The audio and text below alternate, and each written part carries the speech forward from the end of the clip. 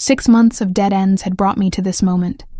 Standing outside Santa Maria della Vittoria on a Tuesday night in October, while rain turned the cobblestones of North End into mirrors reflecting neon signs from nearby restaurants.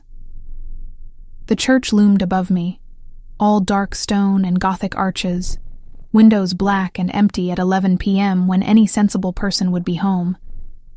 But 3 women had walked through those doors and never walked out again, and I was done being sensible. Rachel had approved the story 3 weeks ago, though not without reservations. "Just be careful, Megan," she'd said across her cluttered desk at the magazine, pushing her reading glasses up into her graying hair. "Missing persons cases have a way of getting messy, and if there's really something wrong with that church, you're walking into dangerous territory. I'd promised to stay in touch, to check in regularly, to not do anything stupid. 2 out of 3 wasn't bad." I pulled my jacket tighter against the wind that cut down Hanover Street, carrying with it the smell of garlic and basil from the restaurant still serving late dinners to tourists who didn't know better than to brave October weather. My camera bag hung heavy on my shoulder, packed with equipment I probably wouldn't use but brought anyway out of habit from years of field work. The last woman to disappear, Lauren Scott, had been seen entering the confessional booth on the left side of the nave. Security footage from a bodega across the street had captured her going in at 9:47 p.m. on a Friday. She never came out, at least not through the front door. The police had investigated, of course. They'd found nothing. The church had no other exits except a locked sacristy door that opened onto an alley, and the priest, Father Antonio, was 76 years old with arthritis and a solid alibi for that night. The case had gone cold within weeks, filed away with the other 2 disappearances that shared the same pattern. Young women, all in their late 20s, all last seen near or entering this church. No bodies, no witnesses, no answers.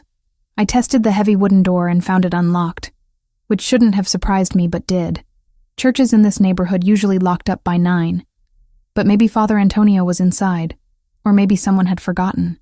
Either way, it was an invitation I couldn't refuse, even if every instinct I'd honed covering war zones and criminal investigations told me to turn around and come back during daylight hours with backup.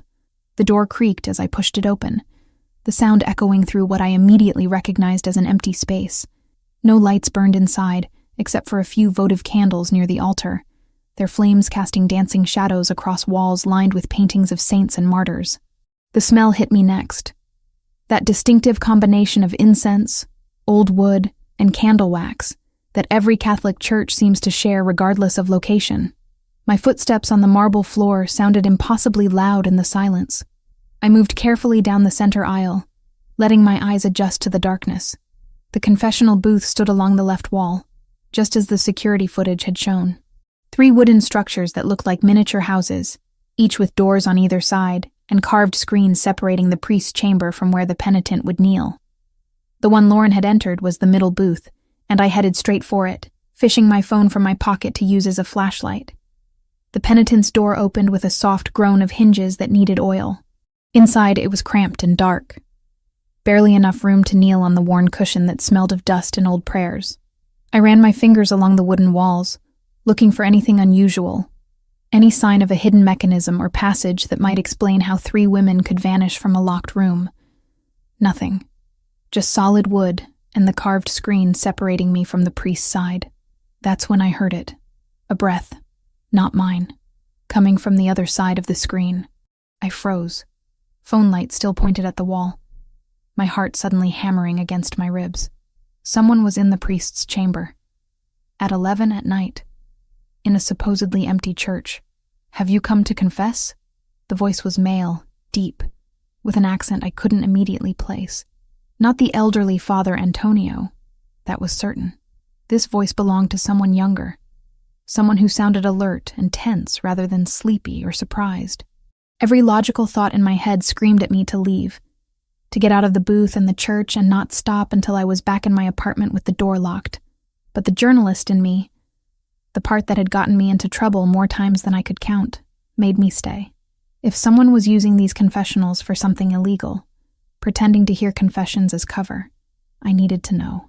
I needed to understand what happened to Lauren. to Samantha Wells, to Brittany Mitchell. So I knelt on the cushion, placed my phone in my pocket to hide the light, and played along. "Yes, Father," I said, keeping my voice steady despite the adrenaline coursing through me.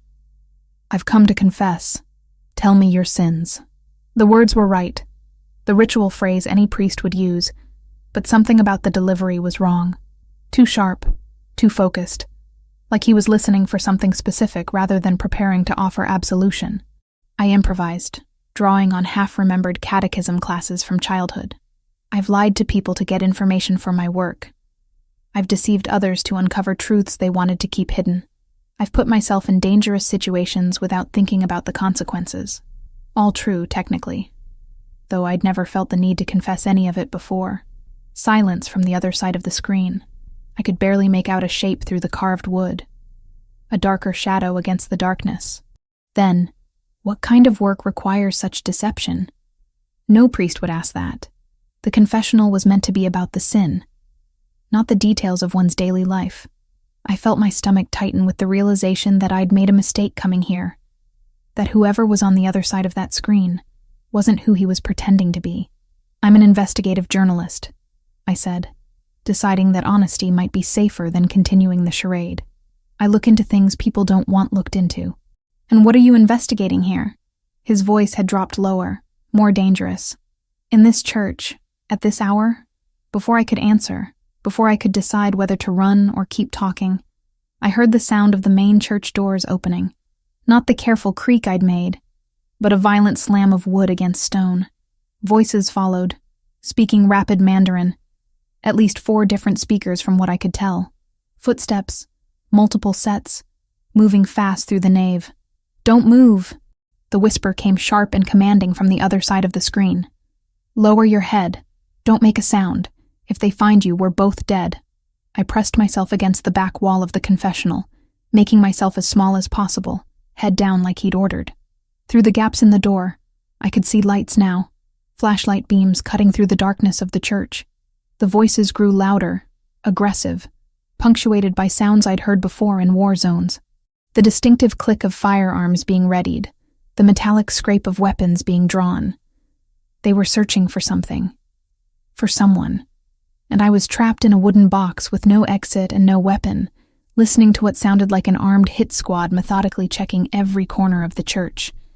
Something heavy crashed, probably one of the pews being overturned. Glass shattered, maybe one of the stained glass windows or a statue. The footsteps came closer, and I held my breath, pressing my hand over my mouth to muffle any sound. Through the screen I could see the shadow on the other side shift slightly, and I realized the man in the priest's chamber was preparing for something, his posture changing from passive to predatory. One of the searchers stopped right outside the confessional. I could see his boots through the gap under the door. Expensive leather. City shoes not meant for the kind of work he was clearly doing. He said something in Mandarin, and another voice answered from across the nave. The boots moved away. 10 minutes. That's how long it took for them to search the entire church. Though it felt like hours. 10 minutes of absolute stillness while my legs cramped from kneeling and my lungs burned from breathing as shallowly as possible. 10 minutes of wondering who these men were, and why they were here, and how I'd managed to walk into the middle of something that had nothing to do with missing women and everything to do with violence. I didn't understand. Finally, the voices retreated. The footsteps moved back toward the entrance. The doors opened and closed, this time more carefully, and then silence settled over the church again like a physical weight. I waited, not daring to move until I heard the soft click of the priest's chamber door opening. Then the penitent's door swung inward, and I found myself staring up at a man who was absolutely, definitely not a priest. He was young, maybe early 30s, wearing a black cassock that fit wrong on his broad shoulders and muscular frame. Dark hair fell across his forehead, and his eyes caught what little light remained from the votive candles. Dark brown, almost black, and completely devoid of mercy or kindness. This was a man who had done violence, and would do it again without hesitation. The kind of eyes I'd seen on soldiers and mercenaries, and people who lived on the edge of civilization's rules. He looked me over quickly, assessing me the way a predator assesses potential prey, then made a decision. "You need to come with me," he said, his voice still low but no longer whispering. Right now. No questions. If you want to live through the night, you'll follow me and stay silent. I should have refused. Should have demanded explanations. Should have tried to run for the door. Should have done literally anything other than what I did. But something about the absolute certainty in his voice, combined with the memory of those armed men searching the church, made me believe him. Whatever was happening here was bigger and more dangerous than I'd imagined, and this stranger in priest's clothing might be the only thing standing between me and whatever fate had befallen Lauren and the others. So I nodded once and stood on shaking legs, watching as he moved to the sacristy door with the practiced silence of someone trained in stealth. He produced a key from somewhere in the cassock, unlocked the door, and gestured for me to follow him into the darkness beyond. The sacristy was smaller than I expected, cluttered with vestments hanging from hooks on the walls and the faint smell of old incense clinging to everything. The man in the cassock moved through it like he'd memorized every inch, not bothering to turn on lights as he headed for what looked like a supply closet in the back corner.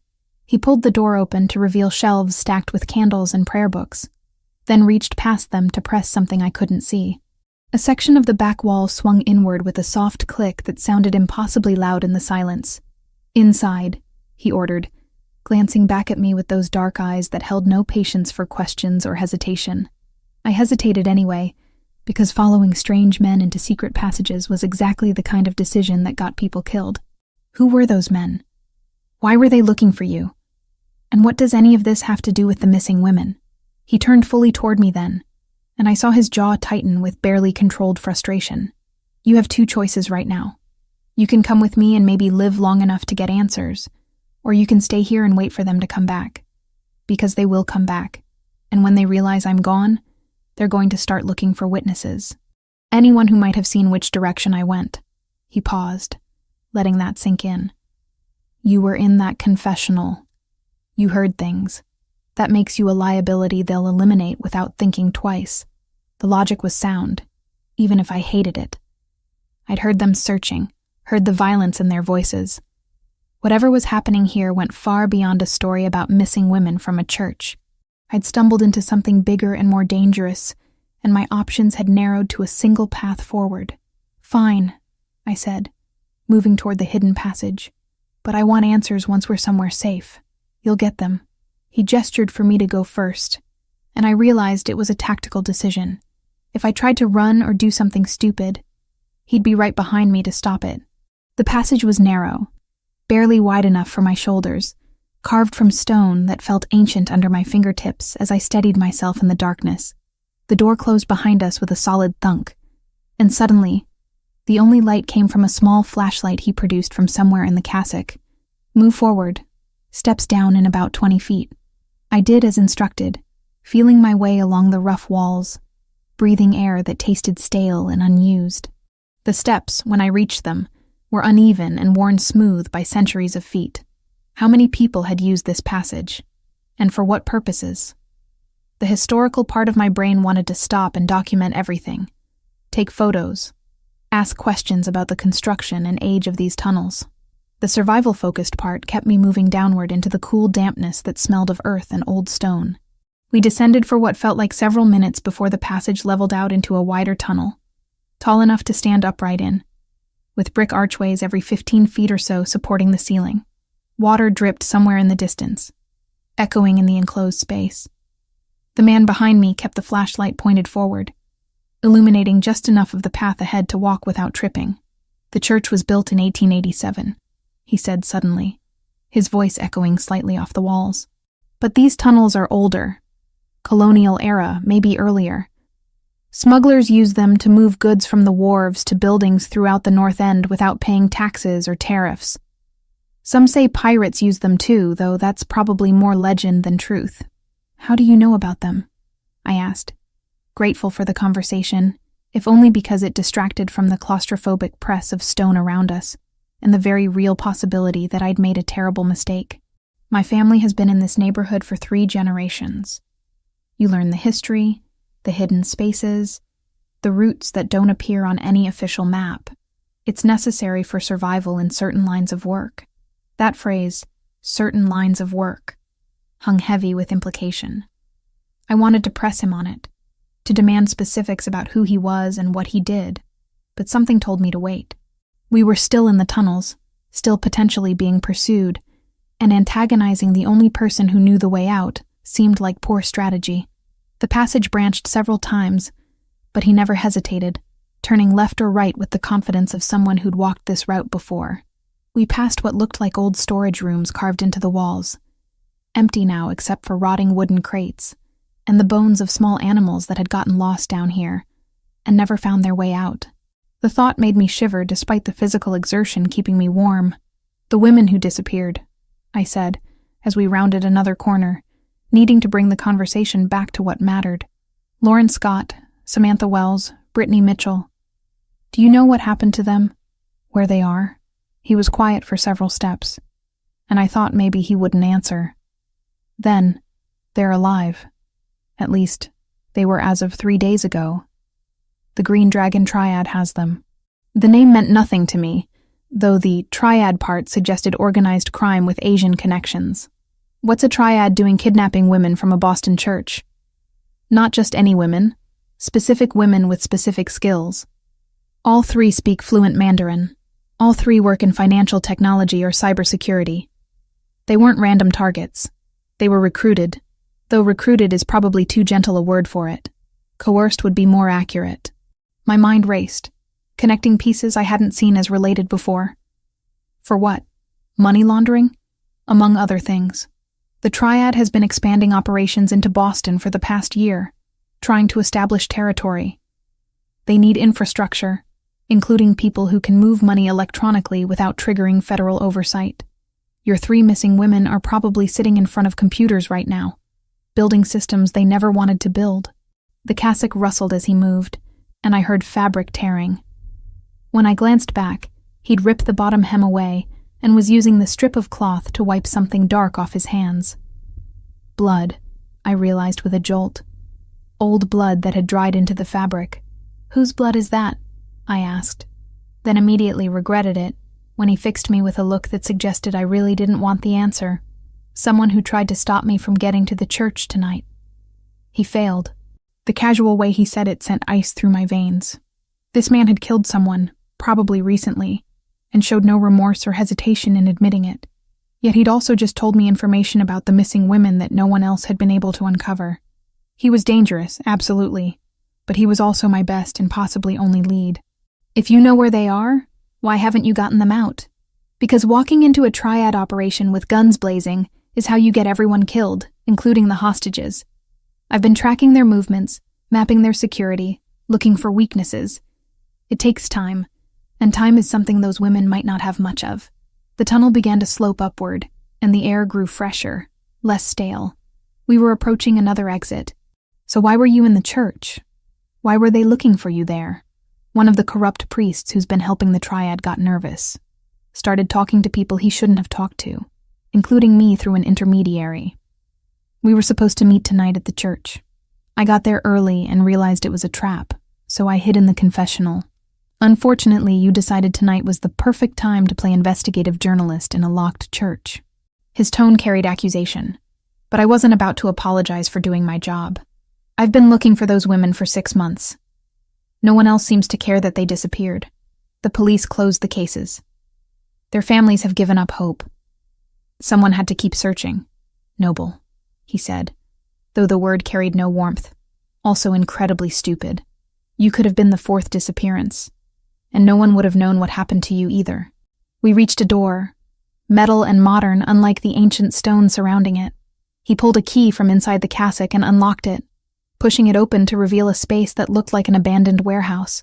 Concrete floors, high ceilings with broken skylights letting in moonlight, the smell of oil and rust. In the center of the space sat a black SUV with windows tinted so dark I couldn't see inside. 2 men emerged from the vehicle as we approached.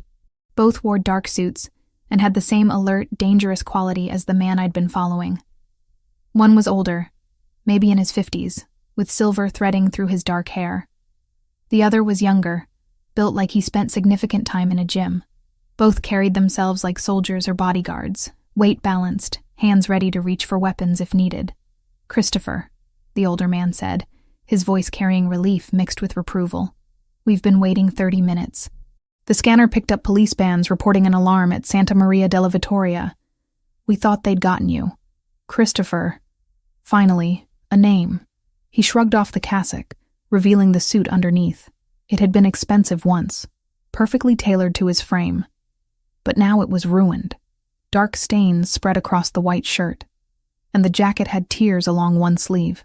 He tossed the cassock aside and unbuttoned his cuffs, rolling up the sleeves with practiced efficiency. They tried. I had help.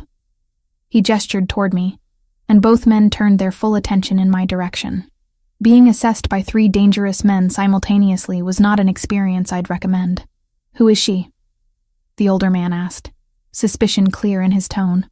"A complication," Christopher said, which I found mildly offensive given that I'd been minding my own business before he'd dragged me into secret tunnels. "She was in the church investigating the disappearances. The triad saw her with me, which means she's a target now whether we like it or not." "Christopher Versiani," I said, testing the name and watching his reaction. He barely moved, but something tightened around his eyes. "I'm guessing that's you? And I'm guessing you're not just some concerned citizen tracking down missing women out of the goodness of your heart." He studied me for a long moment, then seemed to make a decision. "No, I'm not. I'm the head of the Versiani family. We control certain operations in the North End and the Port District. The triad has been muscling in on our territory for months, and kidnapping those women was a message. They're showing that they can operate right under our noses, that our neighborhood isn't as secure as we thought. Mafia. He was Mafia. The realization should have terrified me more than it did, but I'd covered enough organized crime stories to know that not all criminals were created equal. Some operated with codes, with rules about civilians and unnecessary violence. Others had no limits at all. The triad sounded like the latter, which maybe made Christopher and his family the lesser evil in this particular equation. "And now I'm caught in the middle of a territorial dispute," I said, hating how my voice shook slightly despite my best efforts to sound calm. "Yes, which means you have 2 options. You can come with us, accept our protection while we figure out how to deal with the triad situation, or you can try to go back to your normal life and hope they don't track you down and eliminate you as a witness." He paused. "I wouldn't recommend the second option." The older man cleared his throat. "Christopher, we should move. If they tracked you to the church, they might track the tunnel exit." Christopher nodded, then returned his attention to me. "Decision time.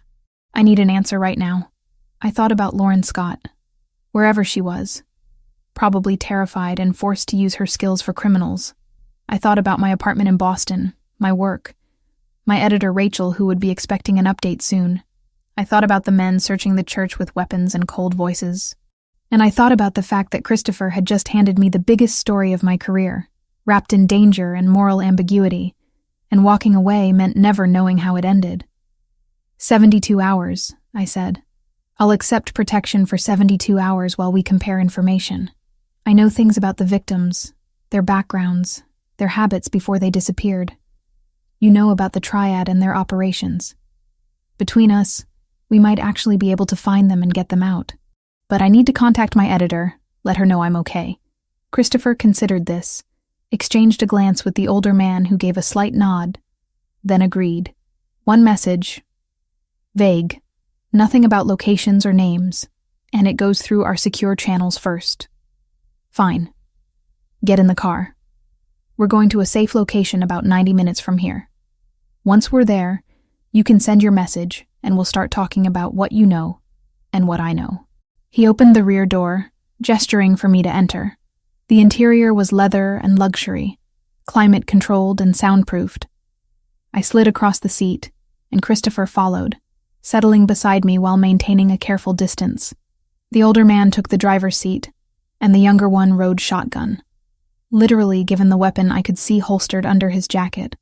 As the engine started and we pulled out of the warehouse, I realized I'd just voluntarily gotten into a car with 3 men I didn't know, heading to an unknown location, with no backup and no real plan.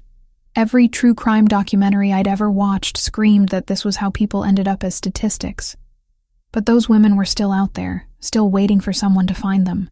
and now I had the resources and information to actually do it, even if those resources came with more danger than I'd bargained for. Christopher pulled out his phone, typed something, then handed it to me. "Your message. Keep it simple." I took the device and composed quickly, following a lead. "Maybe out of contact for a few days. Don't worry, I'm safe. We'll explain everything soon. M." He read it, nodded approval, and sent it through whatever encrypted system he used. Then he took the phone back and settled into the seat, closing his eyes briefly like he was exhausted. "Cape Cod?" I asked, remembering the 90 minutes he'd mentioned. "A property my family owns. Secure, private, away from the city where the triad has eyes everywhere." He opened his eyes again, turning to look at me directly. "For what it's worth, you made the right choice. Going home would have been a death sentence. At least this way, you have a chance." I wasn't sure if that was meant to be comforting or threatening, but I chose to take it as the former. We had 72 hours to figure out how to rescue 3 women from a criminal organization that had already proven willing to kill. It wasn't much time, but it was more than those women had yesterday. The car accelerated onto what I recognized as the highway heading south out of Boston, and I watched the city lights fade behind us, carrying me further from everything familiar and deeper into a world I'd only ever written about from the outside. Now I was inside it, for better or worse, and there was no turning back. The house materialized out of coastal fog, like something from a Gothic novel. All weathered stone and wide windows facing the Atlantic. We'd driven the last 20 minutes in complete darkness, winding through back roads that didn't appear on any GPS, until the SUV finally pulled into a circular driveway, illuminated by subtle landscape lighting. Christopher had remained silent for most of the journey, making occasional calls in what I assumed was Italian, his voice too low for me to catch more than fragments. Joseph cut the engine and turned in his seat. "Welcome to the Versiani summer residence. You'll be comfortable here, and more importantly, you'll be safe. The property has security that would make the Secret Service jealous." "Comforting," I muttered, though I wasn't sure if I meant it sarcastically or not. Christopher opened his door and gestured for me to follow. The salt air hit me immediately, thick with brine and the sound of waves crashing against rocks somewhere below the house. October on Cape Cod meant cold nights and colder mornings, and I wrapped my jacket tighter as we climbed the stone steps to the main entrance. The interior defied my expectations completely. Instead of dark, oppressive spaces filled with heavy furniture and the weight of criminal enterprise, I found myself in an open-plan living area with soaring ceilings, whitewashed walls, and modern art that looked original rather than mass-produced. Floor-to-ceiling windows along one entire wall offered views of the ocean, though the darkness outside turned them into mirrors reflecting the 3 of us standing in the foyer. A woman in her 60s appeared from what I assumed was the kitchen, wiping her hands on an apron. Her silver-streaked hair was pulled back in a practical bun, and her face carried the kind of warmth that seemed genuine rather than performed. "Christopher, finally." I was beginning to worry. "Sorry for the delay, Teresa. We had complications." He nodded toward me. "This is Megan Foster. She'll be staying with us for a few days. She'll need a room prepared, and probably something to eat.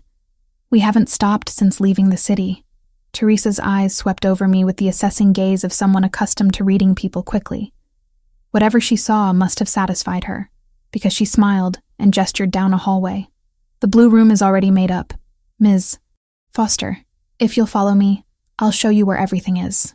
I glanced at Christopher, who nodded permission, then followed Teresa through a hallway lined with photographs. Most showed the same locations, the house in different seasons, the ocean in various moods. But what caught my attention were the family pictures. Christopher younger, laughing with people who shared his dark coloring and strong features. An older couple who must have been his parents. Groups at celebrations, weddings, christenings. All the normal markers of life that seemed at odds with what I knew about his occupation. "The family is very important to Christopher," Teresa said, noticing my attention. "Everything he does for them. Sometimes people forget that about him." The blue room was on the second floor, spacious and bright despite the late hour, with walls painted in soft shades of seafoam and cream. A king-sized bed dominated one wall, covered in linens that looked expensive and comfortable. French doors opened onto a small balcony with wrought iron railings. and through them I could hear the ocean more clearly now. A constant rhythm that would have been soothing under different circumstances. "Bathroom is through there." Teresa indicated a door to the left. "I'll bring up some clothes for you. You're about my daughter's size, and she keeps things here for when she visits. Nothing fancy, but clean and comfortable. Dinner will be ready in 30 minutes if you'd like to join them downstairs." "Thank you," I managed, suddenly overwhelmed by the normalcy of it all. I'd been kidnapped, or rescued, or possibly both, by a Mafia boss. And now I was being offered dinner in a comfortable bedroom like I was a guest at a bed and breakfast. Teresa paused at the door. "Christopher is a good man, Ms. Foster. I know what people say about him, what they assume. But I've worked for this family for 15 years, and I've never seen him hurt anyone who didn't deserve it. Those women you're looking for, he'll find them. Once he commits to something, he doesn't stop until it's done." She left before I could respond, closing the door with a soft click.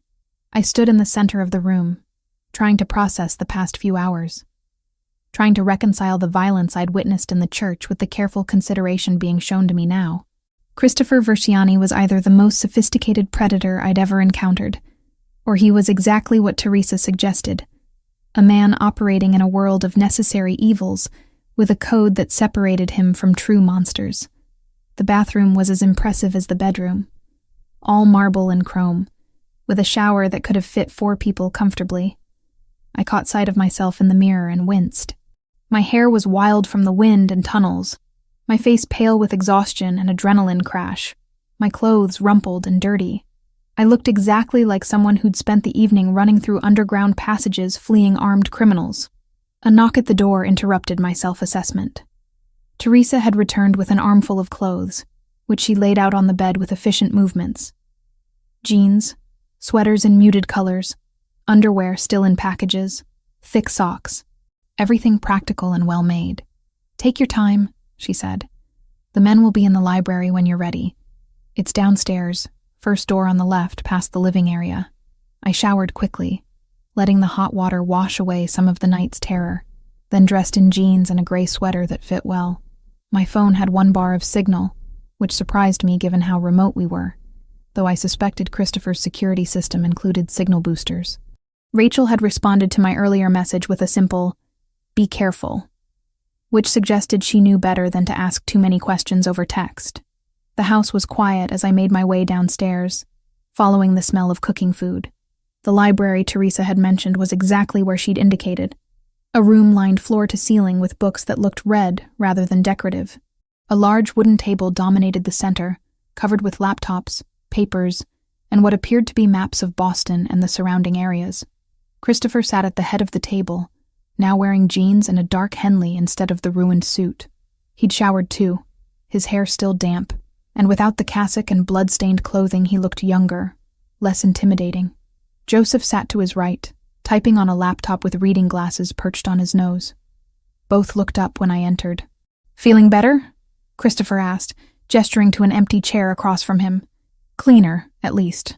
I'm not sure better is the right word for any of this." Joseph smiled slightly. "Fair assessment. Christopher, should I brief her, or do you want to?" "I'll do it." Christopher stood and moved to the maps, pointing to various marks and notations I couldn't decipher from my position. The Green Dragon Triad has been operating in Boston for about 18 months. They started small, testing boundaries, seeing how much they could expand without triggering a response from established families. About a year ago, they got bolder, started moving into territories that were clearly marked as ours, setting up operations in the Port District, recruiting people from our neighborhood. I moved closer to see the map better. He'd marked several locations with red pins, all clustered in and around the North End and waterfront areas. "When did they start taking the women?" 6 months ago. Lauren Scott was first, though we didn't realize it was connected to the triad until the second woman disappeared. Samantha Wells was taken 3 months later. Same pattern, same church. By the time Brittany Mitchell vanished 6 weeks ago, we knew it was deliberate targeting. Joseph spent weeks tracking their movements, following money trails, intercepting communications. Joseph looked up from his laptop. "They're sophisticated, I'll give them that. Using encrypted messaging, moving operations frequently, keeping tight security. But everyone makes mistakes eventually. We identified a pattern in their communications, traced it back to 3 possible locations. You said they were coercing the women to work on money laundering operations, I said, taking the seat Christopher had indicated. How does that work exactly? I mean, I understand the basic concept, but what specifically are they making them do? Christopher returned to his seat, leaning back with his hands steepled in front of him. Cryptocurrency is the easiest answer. Moving money through traditional banking leaves, trails that law enforcement can follow. But cryptocurrency offers anonymity if you know what you're doing. The triad needs people who can set up wallets, execute trades, move funds through multiple exchanges fast enough that tracking becomes nearly impossible. Lauren Scott worked for a fintech startup specializing in blockchain security. Samantha Wells was a software engineer who'd published papers on cryptocurrency vulnerabilities. Brittany Mitchell was an accountant with a specialty in international tax law. The pieces clicked into place. So they grabbed specialists who could build them an untraceable financial network. Exactly. And by using coercion rather than recruitment, they ensure loyalty through fear rather than payment. Cheaper and more reliable from their perspective. Joseph pulled up something on his laptop and turned it so I could see. Financial transaction records, pages of them, with highlighting and annotations. This is what we've tracked so far. Millions moving through accounts connected to shell corporations. Most of it ending up in accounts we've linked to triad leadership in Hong Kong and Shanghai. Your 3 missing women are likely managing different parts of the operation, keeping the money flowing while staying invisible to federal oversight. I studied the records, my journalist's brain automatically looking for patterns, anomalies, anything that might provide additional leads. Have you considered going to the FBI with this? I mean, this is federal-level financial crime. They have resources you don't. Christopher's expression hardened slightly. The FBI would spend months building a case, getting warrants, following procedures. By the time they moved, those women would either be dead or shipped overseas where we'd never find them. And frankly, federal involvement would mean questions about how I obtained this information, which I can't answer without implicating myself and my organization in activities that, while not related to this case, wouldn't look good under scrutiny. So your hands are tied by your own criminal enterprise, I said, then immediately regretted the bluntness. But Christopher didn't look offended. Yes, that's the reality of operating outside the law. We can't ask for help from the very authorities we've spent decades avoiding, which is why we have to handle this ourselves, quietly and quickly. Teresa appeared at the door with a tray of food, pasta with what smelled like fresh marinara sauce, bread that looked homemade, a simple salad. She set it on a side table and served us with the efficiency of long practice, then disappeared again without a word. We ate in relative silence for a few minutes, and I realized I was starving. The pasta was perfect, the sauce rich with garlic and basil, the bread still warm from the oven. Teresa clearly took her cooking seriously. "Tell me about your investigation," Christopher said after a while. "What did you find that the police didn't?" I swallowed and set down my fork. The police treated each disappearance as unrelated. 3 women vanishing over 6 months, different neighborhoods, different occupations. The only connection was the church, and they didn't see that as significant. But I noticed patterns they missed. All 3 women spoke Mandarin fluently. All 3 had specialized financial or technical skills. All 3 had recently ended relationships or lived alone, which meant fewer people actively looking for them immediately after they vanished.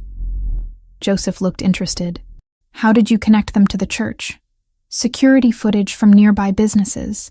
The police checked the church's internal cameras, but there aren't any.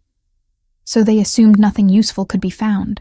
I spent weeks going door to door, asking businesses if I could review their external security footage. A bodega across the street had a camera that captured part of the church entrance. I saw Lauren go in. Then I found 2 other businesses with cameras that showed different angles. Samantha and Brittany, both entering that same church within an hour of last being seen.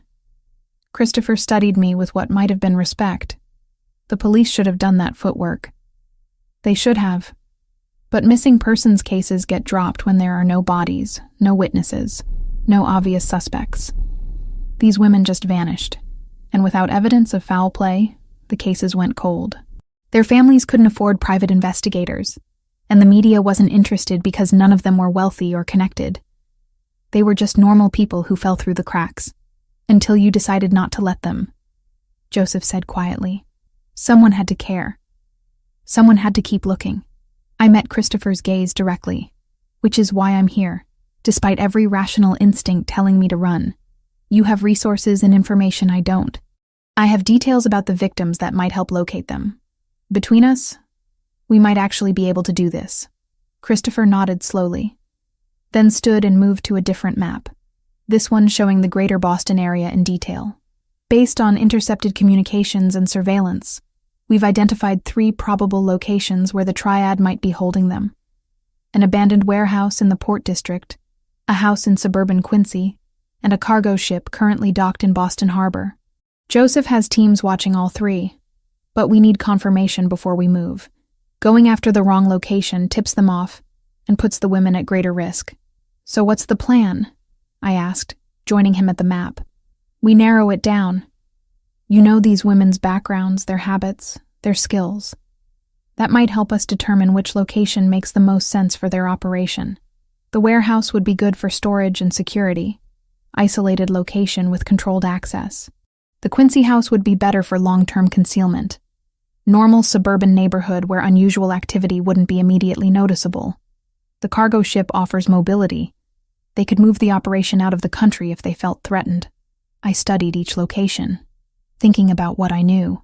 Lauren and Samantha both had backgrounds that required stable internet connections for their work. Cryptocurrency trading needs reliable, high-speed access. A warehouse might not have that infrastructure, and a cargo ship definitely wouldn't. The house makes the most sense if they're running active operations. Joseph made a note on his laptop. That matches what we've observed. More electronic activity around the Quincy location. Lots of delivered equipment that could be computer servers, generators for backup power. But the warehouse could be where they're storing physical records or backup systems, I continued, following the logic. And the ship could be their exit strategy if things go wrong. Christopher pointed to specific marks on the map. My thinking exactly. Which means we need eyes on all 3 locations simultaneously. Coordinated timing so that hitting one doesn't alert the others. That's a military-level operation, I said. How many people do you have who can pull that off? More than you'd think. The Versiani family isn't just me and Joseph.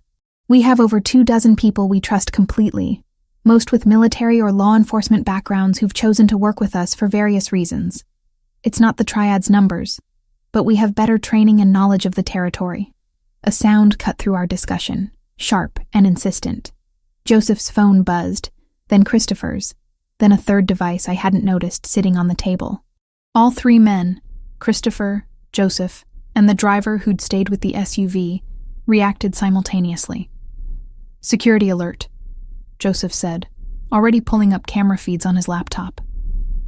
Something triggered the perimeter sensors. Christopher moved behind him, watching the screens that showed various angles of the property in infrared. There, northeast corner, about 200 yards out. I saw it too. Small shapes moving between trees, at least 3 separate heat signatures. The triad? Reconnaissance drones, Joseph identified, zooming in on one of the shapes. Small commercial models, nothing military grade. They're checking the property, probably trying to confirm we're here. Christopher's expression went cold, calculating. Lockdown protocol. Shut the exterior lights, activate all cameras, get everyone inside and armed. They're not attacking tonight, just gathering information. But I want to be ready in case I'm wrong. Joseph was already moving, phone pressed to his ear, issuing rapid commands. Christopher turned to me, his voice calm despite the sudden tension. Go back to your room, lock the door, stay away from the windows. This is probably nothing more than them confirming I survived the church, but I'm not taking chances with your safety. What about you? I asked, hating how my voice wavered. This is my house, my territory. I'll be fine. He placed a hand briefly on my shoulder, the touch grounding and oddly reassuring. Trust me, Megan. I've dealt with worse than surveillance drones. I wanted to argue, wanted to stay and see what would happen. but the look in his eyes told me this wasn't negotiable. So I headed back upstairs, my heart pounding, listening to the sounds of the house transforming around me. Lights cutting off, doors locking, the subtle mechanical whir of security systems activating. From my room, I watched through a crack in the curtains as Christopher and two other men I hadn't seen before moved across the darkened lawn with weapons drawn, hunting the drones that had dared to violate his sanctuary. They moved like shadows, coordinated and professional, and I found myself wondering again about the man who had pulled me into this world. 30 minutes later, my phone buzzed with a text from an unknown number. All clear, get some sleep. Tomorrow we plan the rescue operation. I lay in bed, listening to the ocean, and thought about Lauren, Samantha, and Brittany, wherever they were, hoping they could hold on just a little bit longer, because now we weren't just investigating their disappearance. We were actively planning to bring them home. Consequences be damned. Morning came too early, gray light filtering through the curtains, and the sound of gulls crying over the water. I'd barely slept, my mind replaying the drone incident and what it meant. The triad knew we were here, or at least suspected. That changed everything about timing and safety. When I made my way downstairs, I found Christopher already in the library with Joseph and 3 other men I hadn't met yet. They were studying blueprints spread across the table, coffee cups scattered among the papers. Christopher glanced up when I entered, and I noticed the exhaustion around his eyes despite his alert posture. "We're moving the timeline up," he said without preamble. "The drone surveillance last night means we have maybe 48 hours before they either move the women or reinforce their security. We hit all 3 locations tomorrow night." Joseph pointed to the blueprints. "Megan, these are the layouts we've compiled for each site. The Quincy house is here, standard 2-story colonial in a quiet neighborhood. The warehouse is commercial district, mostly abandoned buildings around it. The cargo ship is docked at Pier 7, registered to a shell company, but we know it's Triad-owned. I studied the plans, my journalist's eye noting details.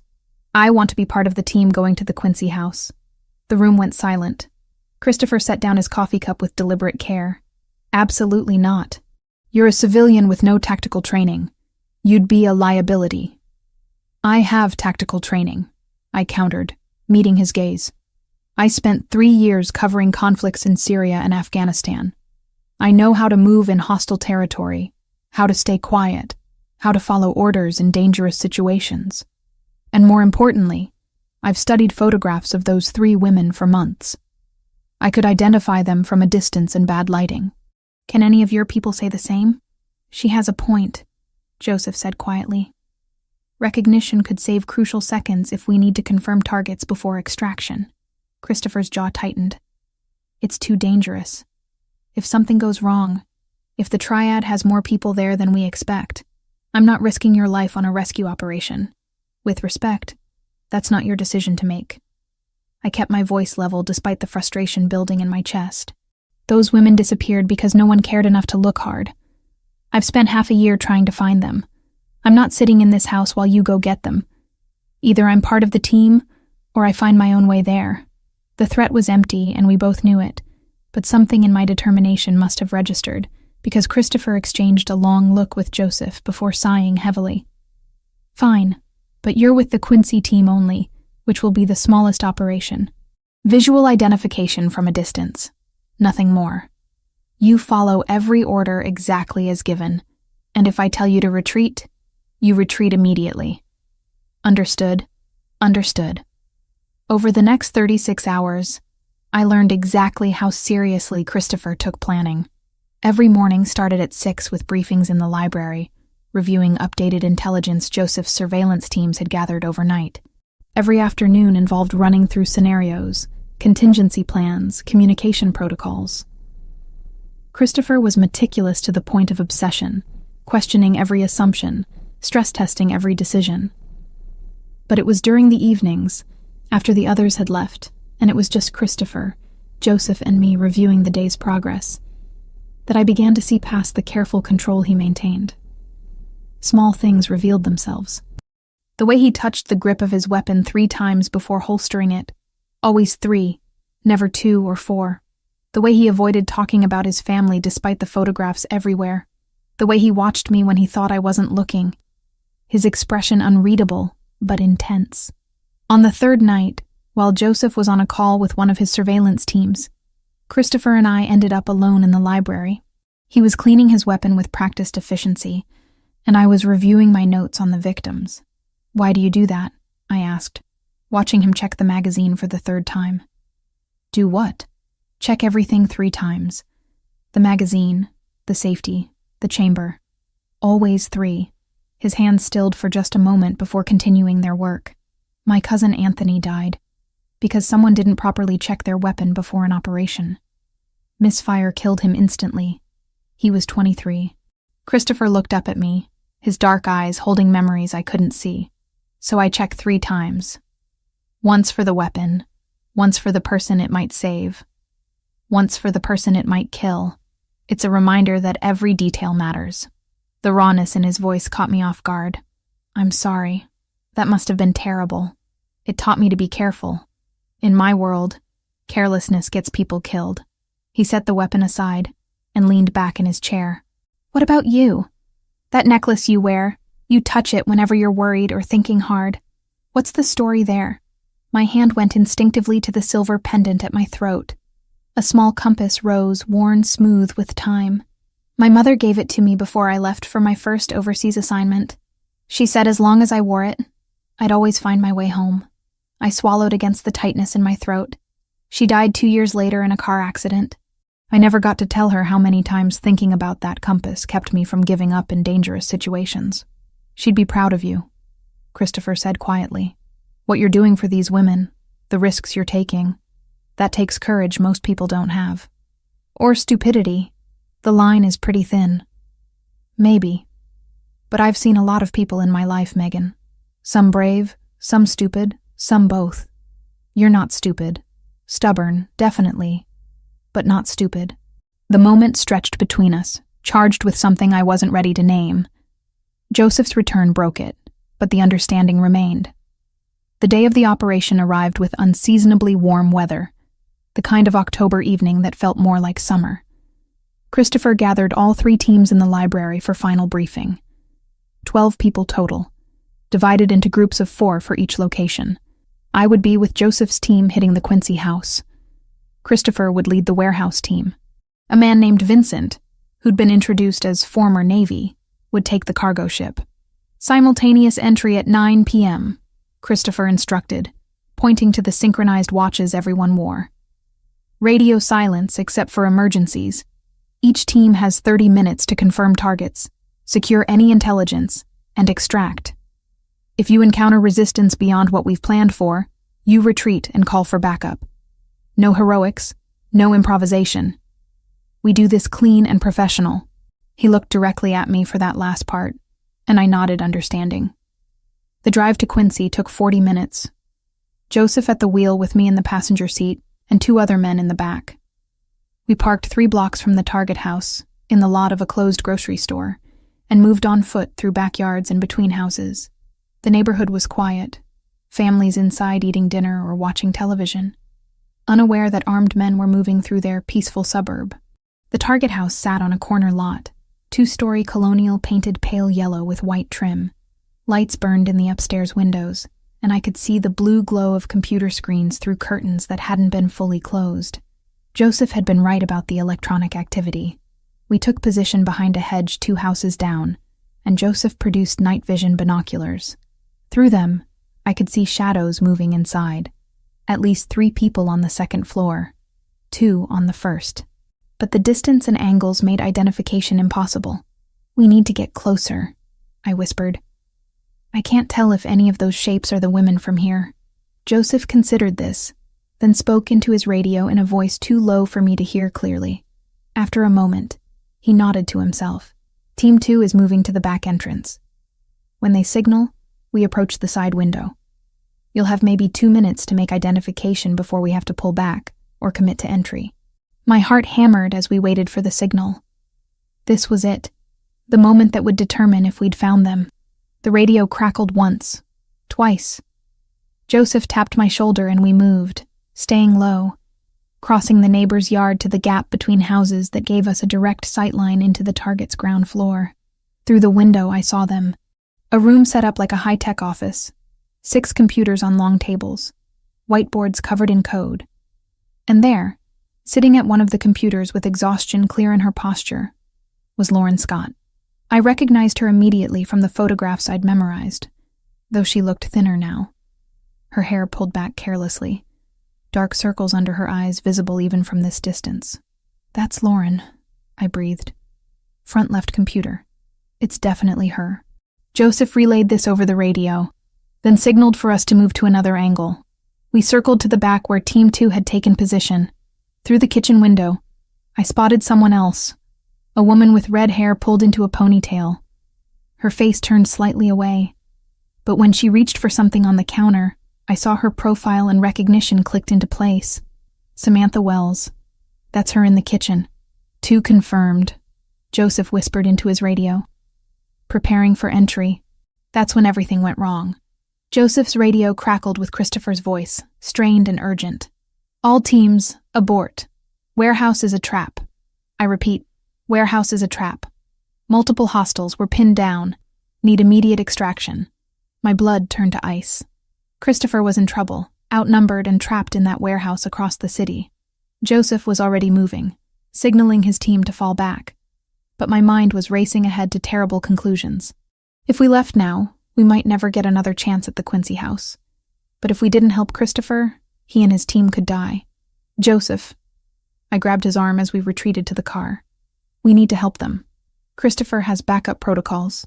Vincent's team is closest, they'll provide support." But I could hear the worry in his voice despite the professional calm. We were halfway back to the vehicle when another burst of radio traffic came through, this time Christopher's second in command at the warehouse. "Officer down. Multiple hostiles. Request immediate backup. We cannot hold this position."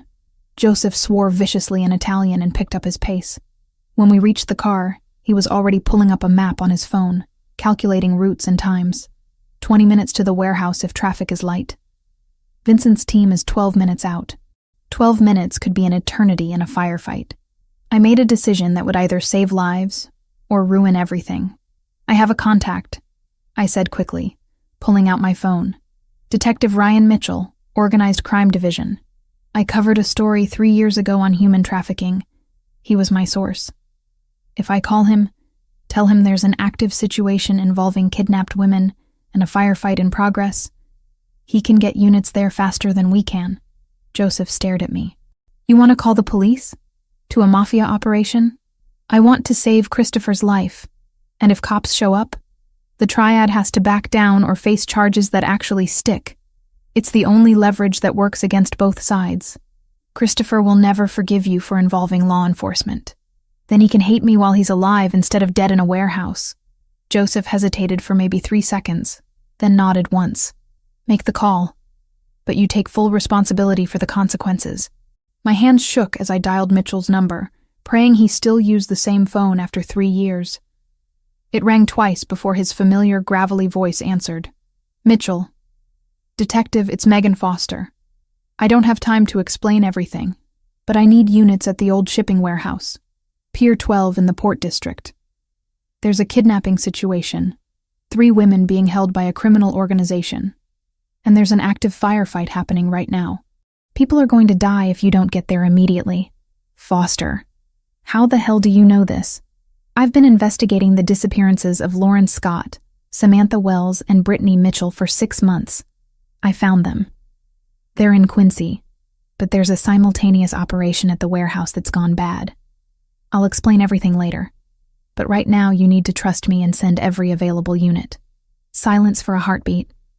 Then the sound of movement, keys jingling. "I'm 10 minutes out with 2 patrol units already in the area." "But Foster, if you're wrong about this, if this is some kind of setup, you'll be looking at obstruction charges." "I'm not wrong. Just hurry."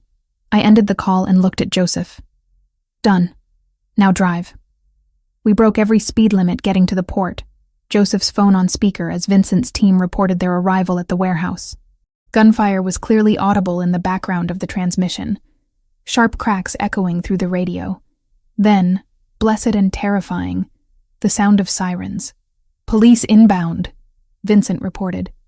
Multiple units, they're surrounding the building. Triad forces are pulling back. Joseph let out a breath I didn't realize he'd been holding. Christopher, status? Alive. Pissed off, but alive. Christopher's voice came through rough but strong. Someone called the cops. I'm guessing I know who. She saved your life, Joseph said simply. She also just complicated everything exponentially. But we'll deal with that later. Right now, we need to secure the women before the Triad realizes we're hitting Quincy too. By the time we reached the warehouse, it was chaos. Police cruisers blocked both ends of the street. Officers in tactical gear moving through the building. I spotted Christopher immediately, standing by an ambulance with paramedics checking the bleeding wound on his left arm, while he gestured with the other hand, clearly giving orders to his remaining team members. His eyes found mine across the distance, and even from 50 feet away, I could see the fury and something else. Maybe relief, maybe frustration. Definitely complicated emotions he'd have to sort through later. Detective Mitchell appeared at my window before I could get out of the car. Start talking, Foster, and this better be good. The next 20 minutes existed in a blur of sirens, flashing lights, and controlled chaos. Police units converged on the warehouse from 3 directions while Detective Mitchell kept me in his cruiser, alternating between asking questions and barking orders into his radio. Through the windshield, I watched federal agents in tactical gear move through the building, weapons drawn, as remaining Triad members were escorted out in handcuffs.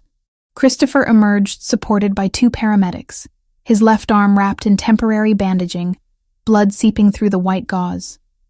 Even injured and surrounded by law enforcement, he moved with that same dangerous grace, his attention sweeping the scene until his eyes found mine.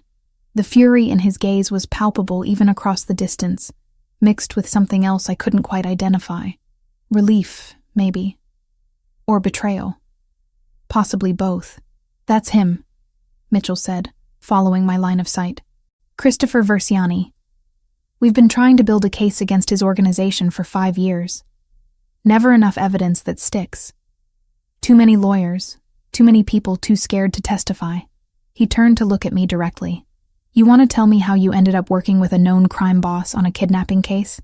I chose my words carefully. I've been investigating the disappearances of 3 women for 6 months. Lauren Scott, Samantha Wells, Brittany Mitchell.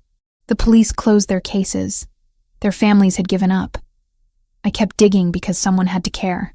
My voice gained strength as I continued. Tonight, I received information that they were being held by the Green Dragon Triad, forced to work on financial crimes. When I realized there was a firefight with multiple casualties imminent, I called you, because saving lives matters more than anything else. And Versiani?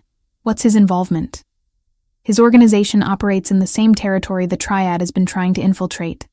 The kidnappings were part of a larger territorial dispute. He was trying to locate the women for his own reasons. I used that situation to get information I couldn't access any other way. Mitchell studied me with the practiced skepticism of someone who'd heard too many carefully constructed half-truths. You realize that makes you an accessory to whatever criminal activity he was engaged in tonight. I realize I just helped you rescue 6 kidnapped women and handed you a major Triad operation. What happens to me is less important than what happens to them. Before Mitchell could respond, another detective approached with urgent news. The Triad members we detained are talking, trying to cut deals. They've given us the location of a cargo ship at Pier 7. Says there are more victims being held there, including the 3 women Foster mentioned. From their statements, we would later learn that during the chaos at the warehouse, another crew had swept through the Quincy house, stripping the place bare and moving the women onto the ship in preparation for a fast departure. My heart leaped. That's them. Lauren, Samantha, and Brittany. They have to be on that ship. Mitchell was already moving, issuing orders into his radio. All available units to Pier 7. Federal agents standing by for coordinated entry. No one moves until we have the location secured. I'm coming with you, I said, climbing out of the cruiser before he could object. Like hell you are. You're a civilian and a potential witness. You stay here. Those women have been missing for 6 months.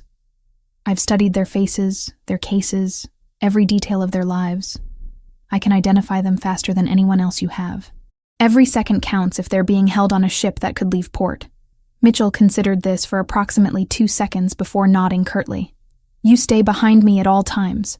You follow every order exactly as given. You do anything stupid, I will personally arrest you for obstruction. Clear. Crystal. The convoy to Pier 7 moved with lights, but no sirens, trying to maintain some element of surprise. Through the window of Mitchell's cruiser, I watched the port district slide past. Industrial buildings and shipping containers stacked like giant building blocks. Christopher had been taken to a different location for medical treatment, Joseph accompanying him, which meant I had no way to know if he was okay beyond the paramedics' assurance that the gunshot wound was superficial. Pier 7 was lit by harsh industrial lighting, the cargo ship looming against the night sky like a steel mountain. Federal agents had already established a perimeter by the time we arrived, and I recognized one of them as the lead on human trafficking cases I'd interviewed years ago for a different story. The rescue operation was precise and professional. Agents moved through the ship methodically, clearing rooms, securing evidence, calling for medical personnel. I waited at the base of the gangway with Mitchell, every muscle tense, until finally an agent emerged, escorting 3 women wrapped in emergency blankets. I saw Lauren first. Thinner than in her photographs, hair unwashed and limp, dark circles under her eyes, but alive and walking under her own power. Behind her came Samantha, her red hair tucked into a ponytail, glasses slightly askew. And finally, Brittany, the youngest of the 3, barely holding back tears, as a female agent guided her down the gangway. That's them, I breathed, my own eyes burning. All 3. Lauren Scott, Samantha Wells, Brittany Mitchell. Mitchell signaled for paramedics while I approached slowly, not wanting to frighten them. Lauren looked up as I neared, confusion crossing her exhausted features. My name is Megan Foster, I said gently. I'm a journalist. I've been looking for you for 6 months. You're safe now. You're going home. Lauren's face crumpled and she started crying, deep sobs that shook her entire frame. The paramedics moved in to provide medical attention, while federal agents began the process of taking statements. I managed to speak briefly with each woman before they were taken away, just long enough to confirm they'd been coerced into building cryptocurrency laundering systems for the Triad, threatened with violence against their families if they refused or tried to escape. The next few hours passed in a whirlwind of official statements, paperwork, and repeated questioning. Mitchell kept his word about not arresting me, though he made it clear that my association with the Versiani organization would be documented and could be used if any future cases arose. By the time I was released, dawn was breaking over Boston Harbor, painting the sky in shades of pink and gold. Joseph was waiting outside the police station in the black SUV, looking tired but composed. Get in. Christopher wants to talk to you. The drive took us to a private medical clinic in the suburbs, the kind of facility that caters to people who value discretion over insurance claims. Christopher sat in a recovery room, his left arm properly bandaged now, wearing a fresh shirt someone had brought him. He looked up when I entered, and the carefully controlled fury in his expression made me stop just inside the doorway. You called the police. It wasn't a question. I saved your life. I kept my voice steady, despite the tremor running through my hands. You were outnumbered and trapped. People were dying. What else was I supposed to do? Follow the plan. Trust that I had backup protocols in place. Anything except involving law enforcement in an operation that could have gotten all of us arrested or killed. Your backup protocols weren't working fast enough. I heard the radio traffic. You were pinned down with multiple casualties. Another 5 minutes and you might have been dead. He stood, moving toward me with the predatory grace that always made my breath catch. You made a decision that affected not just me, but my entire organization. The Triad is detained but not destroyed, which means there will be retaliation. The police now have documentation connecting me to tonight's events, and you've compromised your own safety by being identified as someone who works with my family. I know all that. I lifted my chin, meeting his gaze directly, and I'd make the same choice again, because those women are alive and free. Because you're alive and standing here angry at me instead of dead in a warehouse. I can live with the consequences of that. Something shifted in his expression, the fury banking to reveal exhaustion and grudging respect.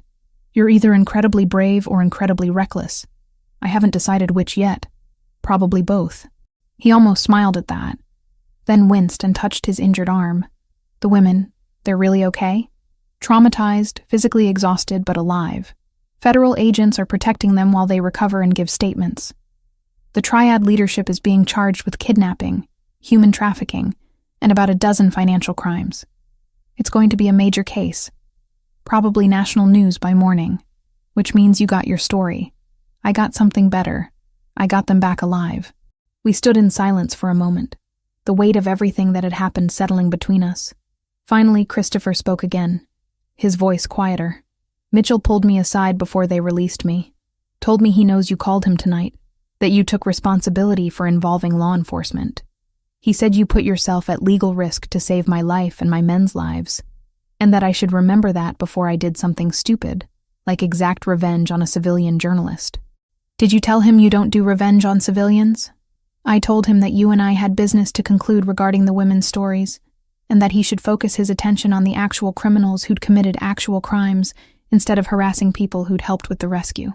Christopher moved to sit back down, clearly more injured than he wanted to admit. "My family's attorneys are already working to ensure none of tonight's events lead to charges against my organization. It helps that we arrived at the warehouse after the triad ambushed us, technically making us the victims rather than the aggressors. Self-defense," I said, understanding the legal strategy. "Exactly. Combined with the fact that we provided information that led to the rescue of 6 kidnapping victims, including 3 that law enforcement had given up on, the district attorney is unlikely to press charges. We'll maintain our distance from official investigation, cooperate minimally, and let the triad take the fall for everything. Over the next week, I lived in a strange suspended reality. Federal agents interviewed me multiple times, building their case against the triad leadership. Detective Mitchell checked in daily, half protecting me and half ensuring I wasn't going to disappear or change my story. And I spent every spare moment interviewing Lauren, Samantha, and Brittany, documenting their experiences with their permission, building the most important article of my career.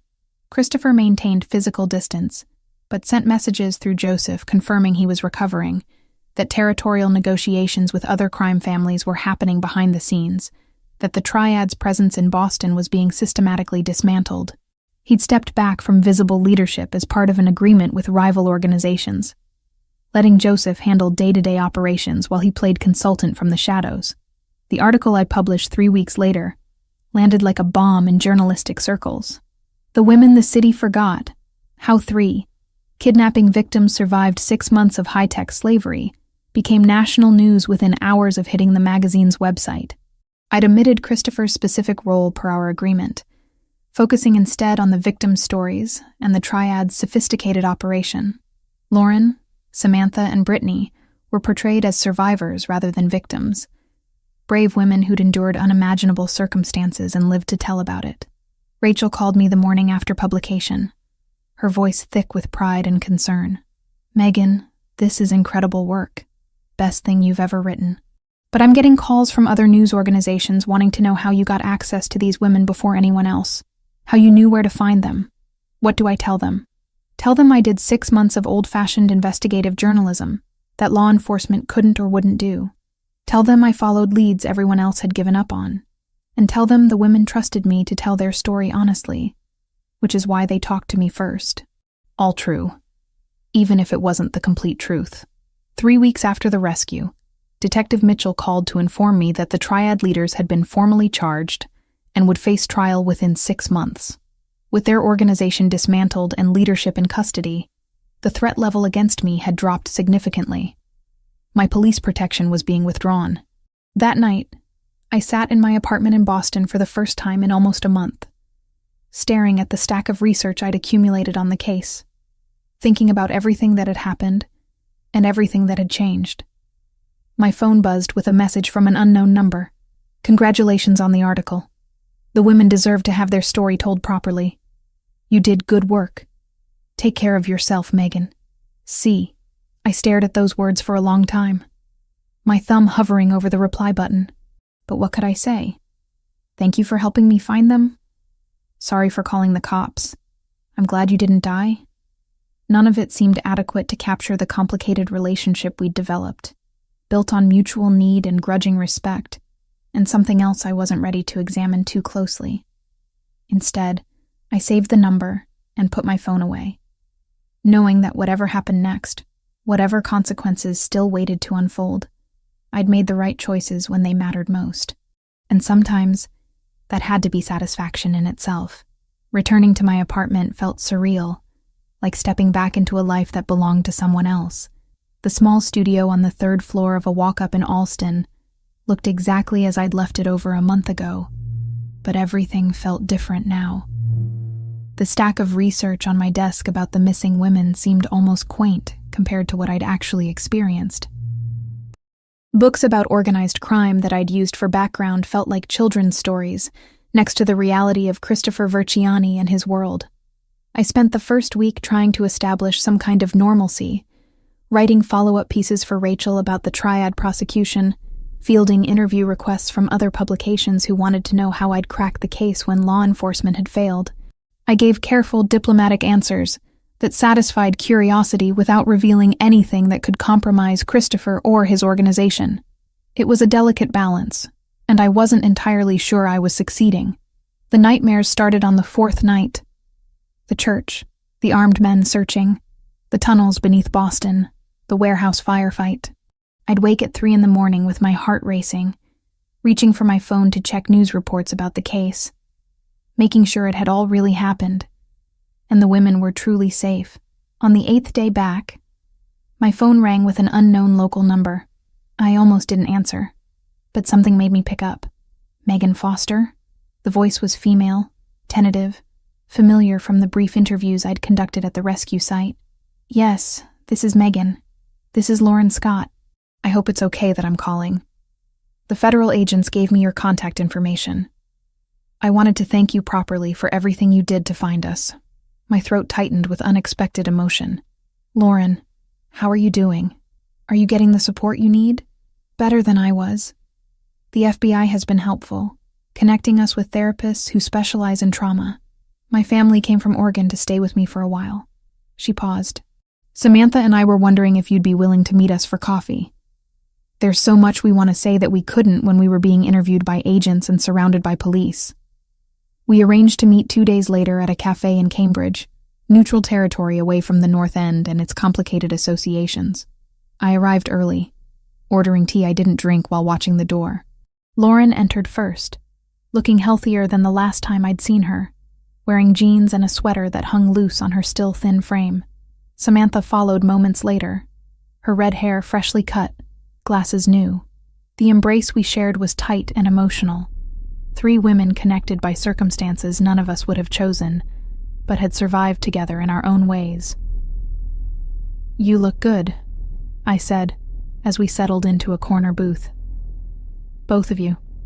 I've been worried. We're getting there, Samantha replied, wrapping her hands around a coffee cup like it could provide warmth against memories that still ran cold. Some days are harder than others, but being free, being home, that's everything. Lauren reached across the table to squeeze my hand. The agents told us you'd been investigating our disappearances for 6 months, that you never gave up even when the police closed our cases. I don't know how to thank you for that. You don't need to thank me. I just did what anyone should have done, but no one else did, Samantha said quietly. Everyone else moved on. Our families were told there was nothing more that could be done, that we'd probably left voluntarily or gotten involved in something illegal ourselves. You were the only one who kept looking. We talked for over an hour about their recovery, their plans for the future, the therapy sessions and legal proceedings ahead. Lauren was considering moving back to Oregon to be closer to family. Samantha wanted to stay in Boston but was looking for a new apartment, somewhere that didn't carry the memory of the night she'd been taken. As our conversation wound down, Lauren mentioned something casually that made my breath catch. That man who helped coordinate the rescue, the Italian one with the dark eyes. He had someone reach out through my attorney to make sure we had everything we needed. Money for therapy, security if we felt unsafe, help with relocation costs if we wanted to move. It was all very discreet, no strings attached. Christopher Verciani, I said. the name feeling strange on my tongue, in this normal cafe surrounded by students and professionals living ordinary lives. Yes. His representative mentioned that you'd been working together to find us. Asked if we'd seen you, if you were doing okay. Lauren studied me with the kind of insight that came from surviving trauma that forced you to read people carefully. He seemed very concerned about your well-being. Something warm and complicated unfurled in my chest. He's complicated. So are you, Samantha said with a small smile. Takes one to know one. After we parted with promises to stay in touch, I walked back to my apartment through streets that should have felt familiar, but somehow didn't anymore. I kept scanning crowds, looking for broad shoulders and dark hair, checking reflections in windows for anyone following. Not because I felt threatened, but because some part of me was searching for someone specific. A week after meeting Lauren and Samantha, I came home late from an interview to find a cream-colored envelope tucked under my door. No postage, no address label, just my first name written in firm, angular handwriting I recognized from the maps we'd studied together in Cape Cod. Inside was a key on a simple ring and a card with an address in Back Bay. On the back, a short message.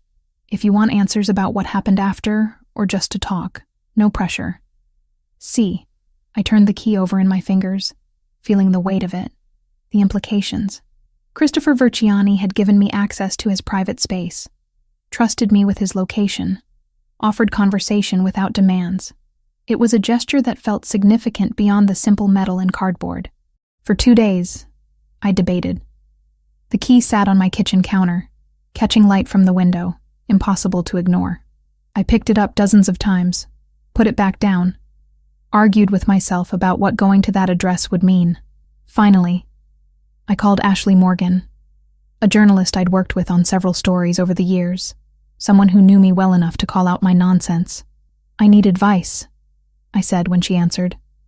About the Verciani story? I thought you wrapped that up. Not exactly about the story. About Christopher Verciani specifically. There was a pause. Then Ashley's voice came back more serious. Megan, please tell me you're not getting personally involved with a mafia boss. I don't know what I'm doing. That's why I'm calling. I explained about the key, the message, my hesitation. Ashley was quiet for a moment before responding. In all the years I've known you, I've never seen you hesitate about following up with a source. You once flew to Guatemala on 12 hours' notice to interview a cartel informant. You've never been afraid of dangerous people if they had information you needed. This feels different. Because it is different. This isn't about the story anymore, is it? This is personal. The truth of it hit me squarely. Yes. Then you need to decide what you want, Megan. Not what's professional or safe or smart, but what you actually want. Because whatever you decide, there will be consequences. Just make sure they're consequences you can live with. After hanging up, I stared at the key for another hour. Then I grabbed my jacket and headed out before I could change my mind. The address led me to a building in Back Bay, all brick and glass with a doorman who nodded at me like he'd been expecting my arrival.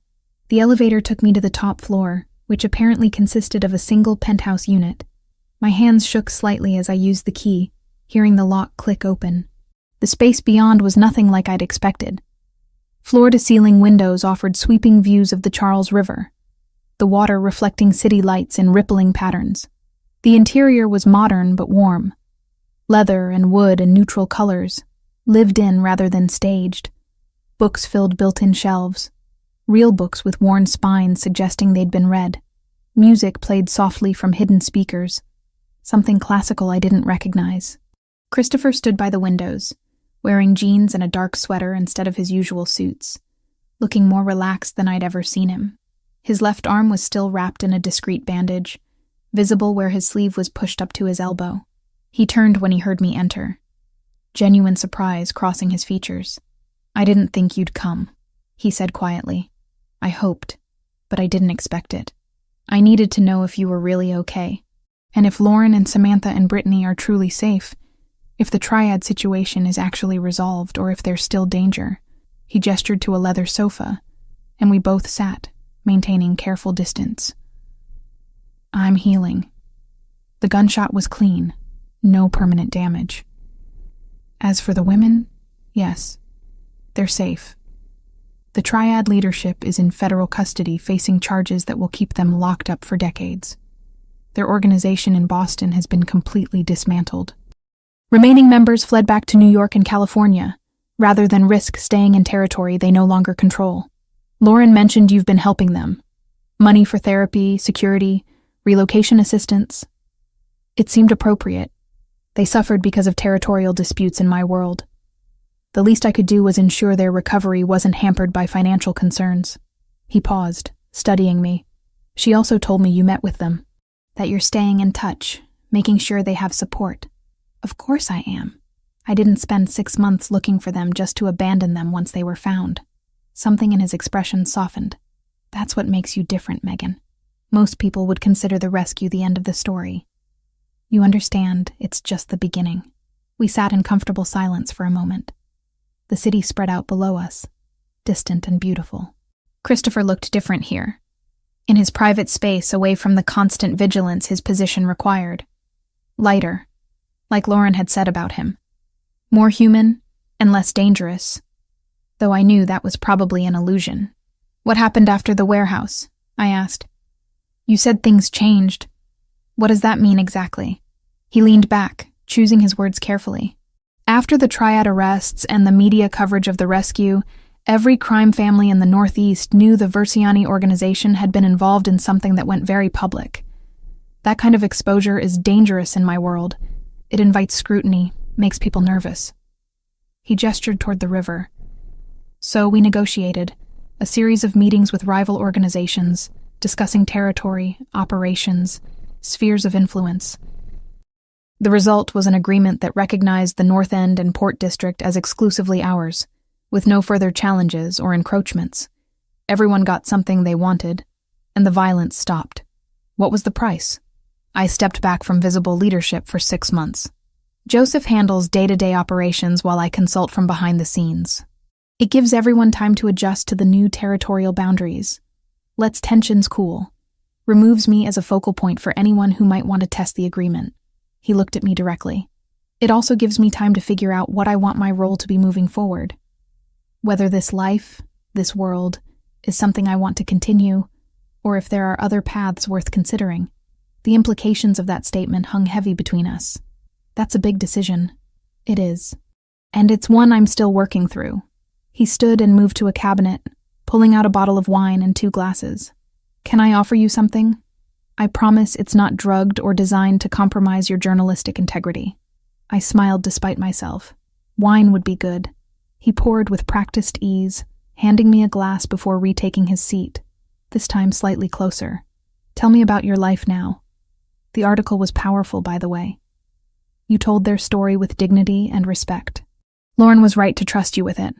We talked for hours, the conversation flowing more easily than it ever had before. Without the pressure of rescue operations or immediate danger, we could actually get to know each other as people, rather than reluctant allies. He told me about growing up in North End, about the family expectations and the weight of tradition, about the cousin who died and how it had shaped his approach to leadership.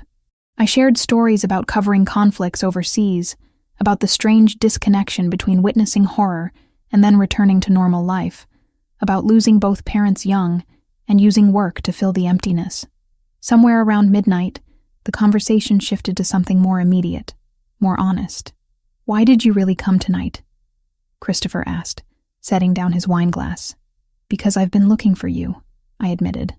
Walking through Boston, scanning crowds, checking over my shoulder, not because I was afraid, but because I was searching for someone specific. And I realized that meant something. What does it mean? That whatever happened between us during the rescue operation, it wasn't just professional necessity or temporary alliance. There's something here, something complicated and probably inadvisable, but real. He reached out slowly, giving me time to pull away, and took my hand. His palm was warm, calloused, steady.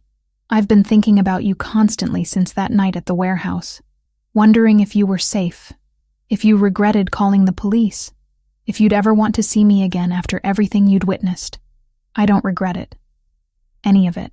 Even knowing what I am, what I've done. I squeezed his hand. I know exactly who you are, Christopher. The good parts and the complicated parts. And I'm still here. We stayed like that for a long moment, holding hands like teenagers on a first date despite everything we'd been through together. Finally, he pulled back slightly, his expression serious. If we do this, if we explore whatever this connection is, it can't be casual. My world doesn't allow for casual relationships. Anyone close to me becomes a target, a potential leverage point. I need you to understand that before we go any further. I understand. I also understand that I've spent 6 months chasing a story that put me in more danger than I ever anticipated. And I'd do it again in a heartbeat because some things matter more than safety. His slow smile transformed his entire face. You're either the bravest person I've ever met or the most reckless. Can't it be both? He laughed, the sound genuine and warm. Yes, it definitely can. When I left his penthouse 3 hours later, the key safely in my pocket, I felt lighter than I had in weeks. Whatever happened next, whatever complications arose from getting personally involved with Christopher Versiani, I'd made the choice with open eyes and full awareness of the consequences. And for the first time since this entire situation began, I felt like I was moving forward rather than just reacting to circumstances beyond my control. Over the next 2 months, Christopher and I developed a relationship that defied every logical category. We weren't quite dating in any traditional sense, but we weren't just friends or professional acquaintances either. We existed in some undefined space between all those labels, meeting for dinners at quiet restaurants, taking long walks along the harbor where he'd grown up, spending evenings in conversation that stretched past midnight. He respected my boundaries in ways that surprised me. I kept my apartment, continued working on investigative pieces for Rachel and other publications. He never asked me to move in, or questioned my work schedule, or tried to control any aspect of my life. It was refreshing after years of covering stories about men who confused love with ownership, and after my brief experience with an ex-boyfriend in college, who'd thought my career should always come second to his convenience. But Christopher was different. When I landed a major interview that required me to fly to Washington for 3 days, he simply said, "Be safe," and had Joseph arrange discreet security that stayed far enough back I almost didn't notice them. When I published a piece critical of how organized crime was portrayed in popular media, he read it carefully and pointed out where I'd gotten details wrong about family structures, educating me without being defensive. We learned each other slowly, carefully. I discovered he had a degree in business from Boston College that he'd earned while simultaneously learning his family's actual business. That he spoke 4 languages fluently and read philosophy for relaxation. That he'd never wanted this life, but had inherited it when his father died suddenly of a heart attack, leaving a 26-year-old Christopher to either step up or watch everything his family had built collapse into chaos. He learned that I'd originally wanted to be a novelist, but had turned to journalism after my parents died, because I needed to focus on concrete truths rather than fiction. That I had nightmares about Syria sometimes, waking at 3 a.m. with the sound of bombs still echoing in my ears. That I touched my mother's compass necklace whenever I was nervous, because it reminded me that someone had once believed I was brave, even when I didn't believe it myself. December arrived with the first real cold, the kind of bitter wind off the Atlantic that made Boston feel like the edge of the world. I was working on a new investigation, something completely separate from the Triad case, looking into allegations of corruption in the police department. Specifically, officers who'd been taking bribes to ignore certain criminal activities in exchange for cash and protection. It was dangerous work, the kind that made sources nervous and officials hostile. But I'd found a former officer willing to talk, a man whose conscience had finally outweighed his fear. His testimony could blow open a corruption ring that had operated for over a decade. 3 days after I submitted my article to Rachel for final edits, I received the first threat. An anonymous email with no return address. Just a simple message. Drop the corruption story or you'll regret it. I forwarded it to Detective Mitchell, who I'd stayed in contact with since the Triad case. He called me within an hour, his voice grim. "Megan, we need to talk. That corruption story you're working on, it involves Officer Daniel Reeves. He's got connections to what's left of the Triad operation in New York. This isn't just dirty cops. This is organized crime retaliation. I'm not dropping the story, Mitchell. I'm not asking you to. I'm telling you to be careful. These people don't make empty threats. I took precautions, varied my routes, checked my car for tampering, kept my apartment locked and alarm set. But I also refused to live in fear or ask Christopher for help. We'd built something based on mutual respect and independence, and running to him every time I faced danger would undermine that foundation. Looking back, pride was probably my worst enemy. The attack came on a Thursday evening in the parking garage of my building. I'd been at the magazine offices late, working with Rachel on final fact-checking. It was nearly 9 when I pulled into my assigned spot on the second level, the fluorescent lights casting everything in sickly yellow. I noticed the van immediately. Wrong spot. Windows tinted too dark. Engine running despite no driver visible inside. Every instinct I'd honed covering war zones screamed danger, and I was reaching for my phone when 2 men emerged from behind a concrete pillar. They moved fast, professionally trained, one circling to cut off my retreat while the other advanced directly. I didn't hesitate. I threw my bag at the nearest one and ran for the stairwell, keys clutched between my fingers as a makeshift weapon. I almost made it. My hand was on the door handle when something hard struck the back of my head, sending me sprawling. Pain exploded across my skull, vision blurring, as rough hands grabbed my arms and hauled me upright. "The corruption story," one of them said, his voice flat and emotionless.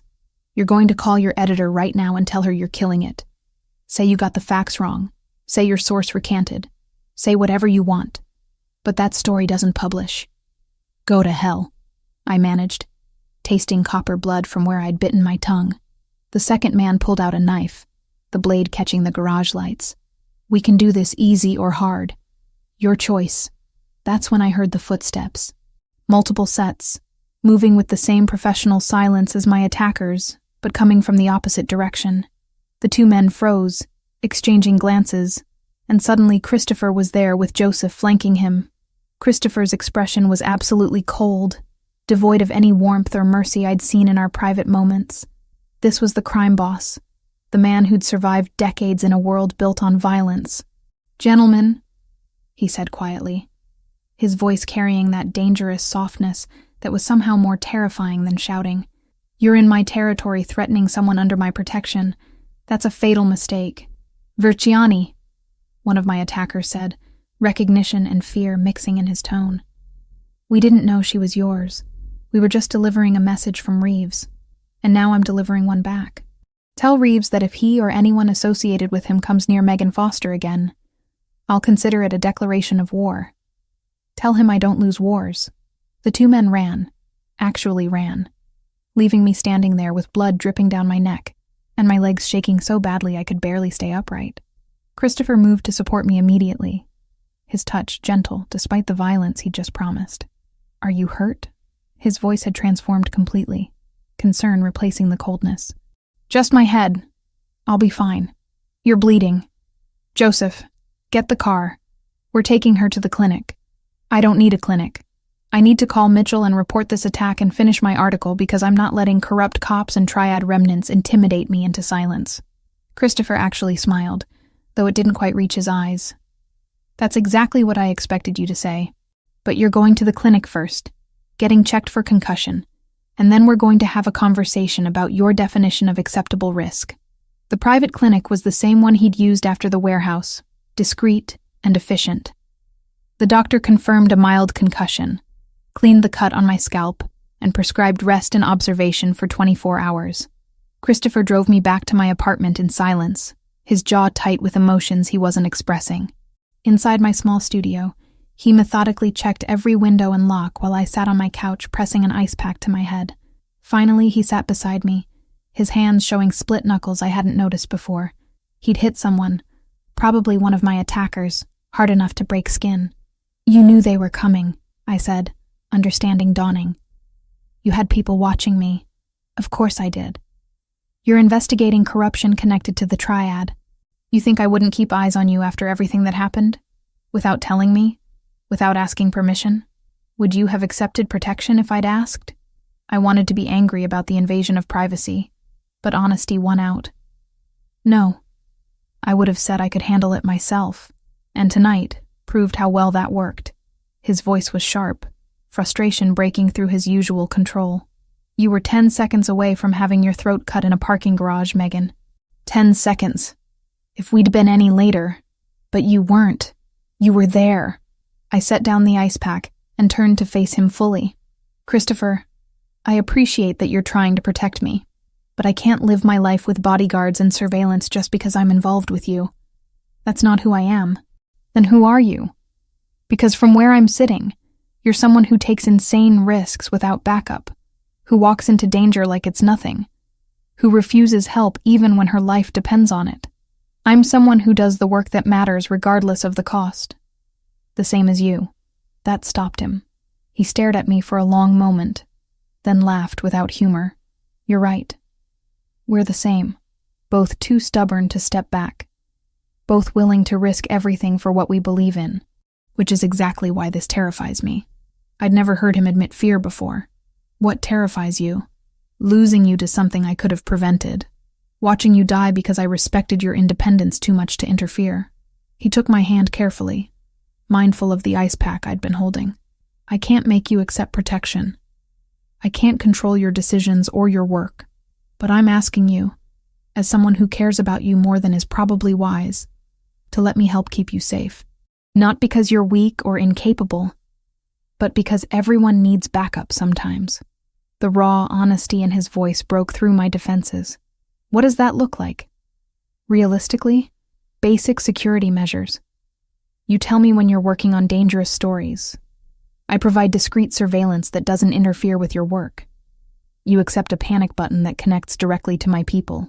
And in exchange, I promise never to use those resources to monitor you personally or interfere with your independence unless your life is in immediate danger." It was a reasonable compromise, more reasonable than I'd expected.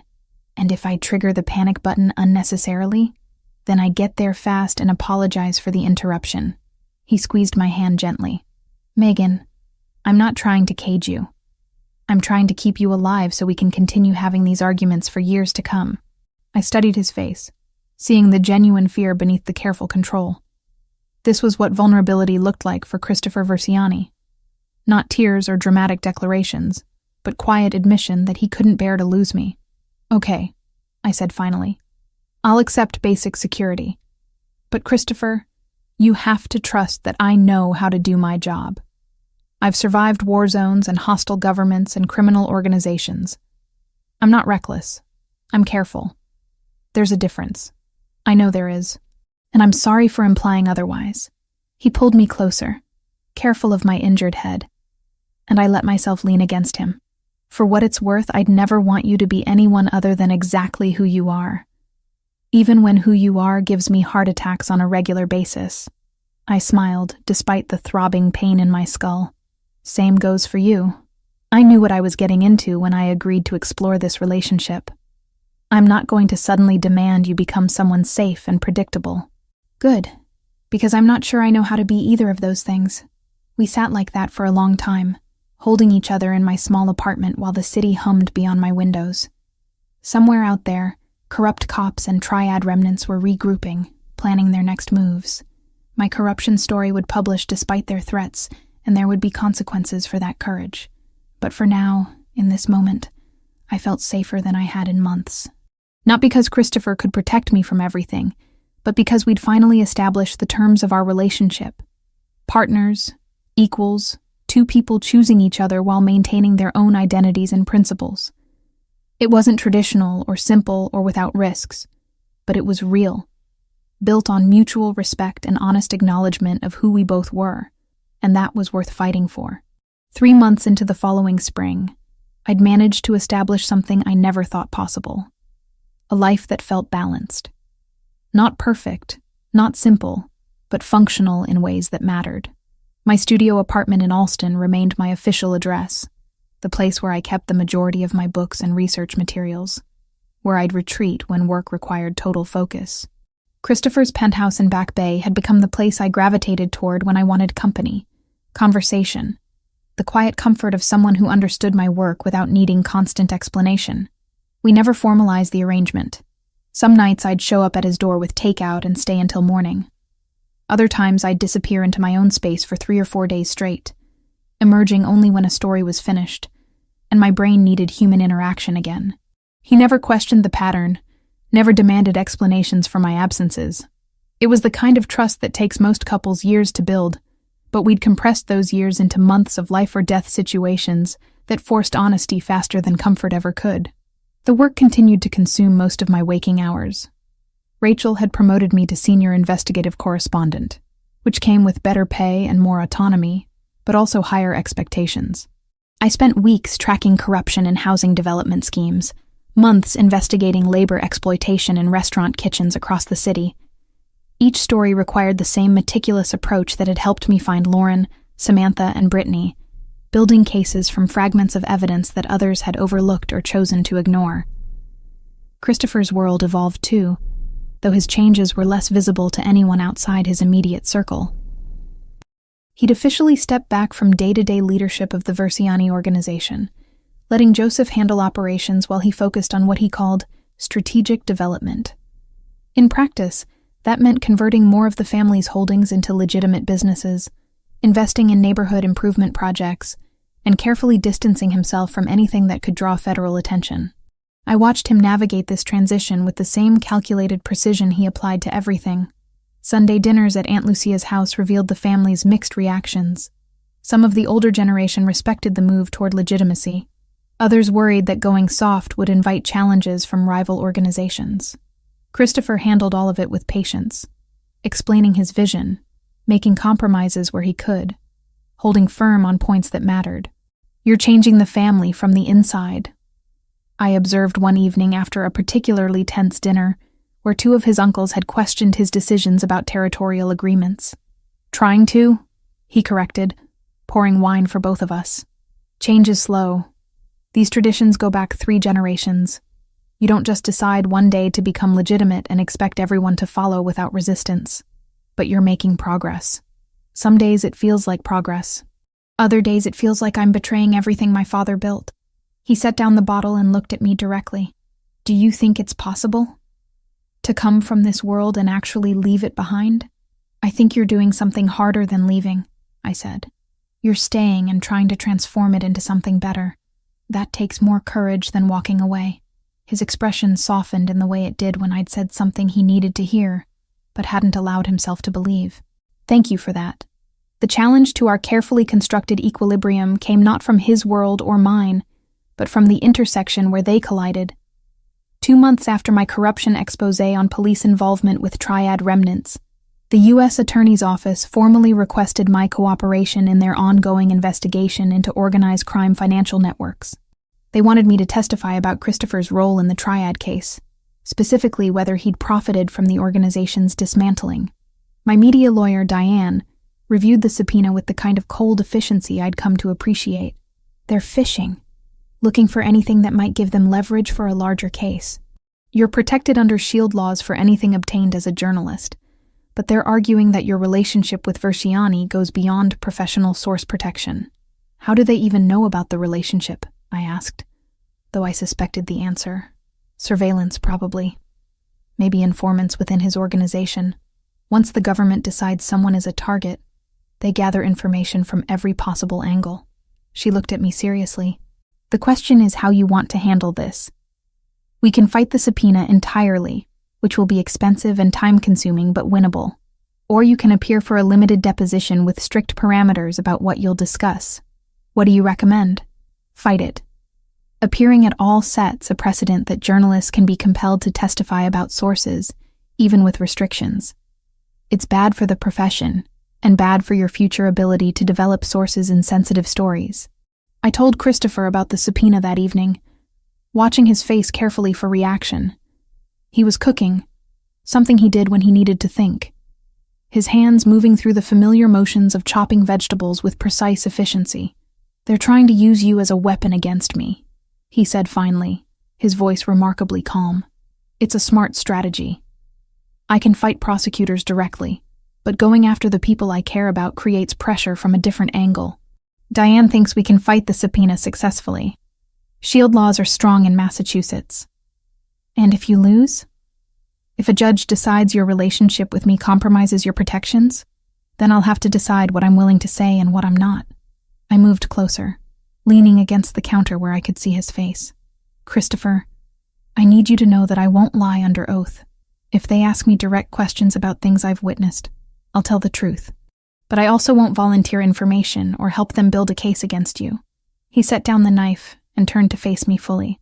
I would never ask you to perjure yourself, Megan. Your integrity is one of the things I love most about you. If answering their questions honestly means I face legal consequences, that's my problem to deal with, not yours. The casual way he said love made my breath catch, even though we'd been circling that word for months now. You're being very calm about potentially going to prison. I've been preparing for that possibility since I took over the family business. My lawyers are excellent. I've been careful about documentation and insulation. And honestly, the fact that I've been moving toward legitimacy for months gives me a defense that someone still actively committing crimes wouldn't have. He reached out to take my hand. What I'm not calm about is the idea of you being forced to choose between your principles and protecting me. That's an impossible position, and I'm sorry you're in it because of me. Over the next month, Diane filed motions to quash the subpoena, arguing that compelling a journalist to testify about confidential sources would create a chilling effect on press freedom. The U.S. Attorney's Office pushed back, claiming my personal relationship with Christopher meant I wasn't acting purely as a journalist.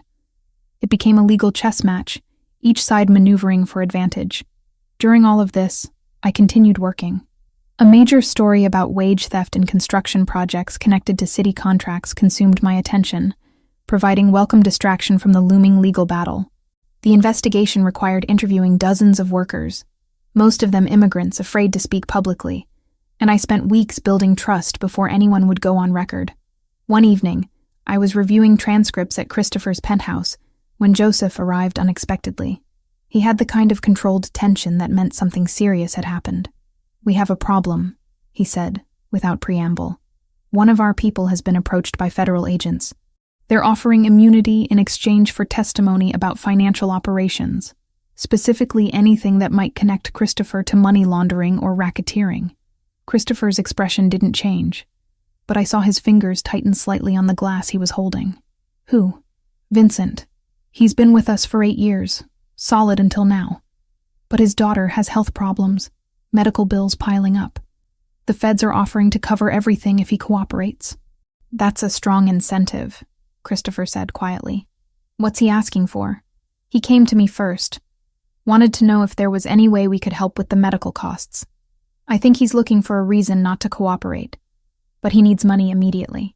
I watched Christopher process this, seeing the calculation behind his eyes. He could match the federal offer, buy Vincent's continued loyalty, but that would look like witness tampering if it ever came to light. Or he could let Vincent cooperate, accept that prosecution might be inevitable. "Cover the medical bills," Christopher said finally. "All of them. Set up a trust that continues covering any future treatments his daughter needs. Do it through legitimate channels, make it look like employee assistance rather than hush money, and tell Vincent that his choice to talk or not talk to federal agents is his own. No pressure either way." Joseph looked surprised. "You're taking a risk. If he testifies, he could provide the evidence they need. Maybe. But I'm not going to let a child suffer because her father worked for me. We help our people, Joseph. That's always been the principle." After Joseph left, I set aside my work and moved to sit beside Christopher on the couch. That was either very noble or very naive, probably both. He leaned back, exhaustion clear in the lines around his eyes. "I've been thinking a lot about what kind of legacy I want to leave. My father ran this organization with an iron fist, ruled through fear and obligation. People stayed loyal because they were afraid of what happened if they didn't. I want something different. I want people to stay because they believe in what we're building, because we actually take care of them. Even if that means some of them betray you? Even then. Because if I compromise my principles to avoid prosecution, what's the point of having principles at all?" The legal situation continued to evolve over the following weeks. My shield law protections held up under judicial review, and the subpoena was quashed after Diane successfully argued that my work on the Triad case was protected journalistic activity. The victory felt hollow, though, because the U.S. Attorney's Office simply shifted tactics, focusing their investigation on Christopher's financial activities through other avenues. Vincent ultimately declined to cooperate with federal agents, stating publicly through his lawyer that he had no knowledge of any illegal activities and that his employer had been nothing but supportive during his family's medical crisis. Whether that was truth or loyalty or some combination of both, I never asked. What I did notice was how the people in Christopher's orbit seemed to be watching him differently now. There was a respect that went beyond fear, a sense that maybe the organization was transforming into something that served its members, rather than just extracting loyalty from them. Lauren contacted me in early summer with news that made all the legal stress feel suddenly less important. She'd gotten engaged to someone she'd met through the support group for trafficking survivors, a man who understood trauma without needing extensive explanation. She wanted me to be at the wedding and asked if I'd be willing to give a reading during the ceremony. "You were the first person who believed we were worth saving," she said when we met for coffee to discuss details. "I want you there to celebrate that we're not just surviving anymore. We're actually building lives again." I attended the wedding on a perfect June afternoon in a small chapel outside Portland, Oregon. Samantha was there too, along with Brittany, who'd traveled from Chicago, where she'd relocated to be closer to family. We spent the reception catching up, sharing stories of recovery and resilience that didn't feel heavy because we were choosing to remember rather than being forced to relive. When I returned to Boston, I told Christopher about the wedding, about seeing the three women laughing and dancing and simply being alive in a world that had tried to destroy them. "You gave them that," he said quietly. "You refused to let them be forgotten." "We gave them that," I corrected. "I couldn't have found them without your resources and information." "Maybe. But I've been involved in a lot of operations over the years, Megan. Very few of them ended with weddings and hope." "That's all you." We were standing on his balcony, the Charles River below reflecting city lights in shimmering patterns. Summer heat had finally arrived, making the night air thick and warm, carrying sounds of traffic and distant music from bars along the waterfront. "I've been thinking about what comes next," I said, not entirely sure where the words were going until they were already out. "For us, I mean. This pattern we've been in. The separate apartments, the undefined status. It works. But it also feels temporary, like we're still deciding whether to commit." "And have you decided?" His voice was careful, neutral, giving me space to define things without pressure. "I think I decided months ago. I just wasn't ready to admit it." I turned to face him. "I want this to be permanent, Christopher. Not the logistics necessarily, but the commitment.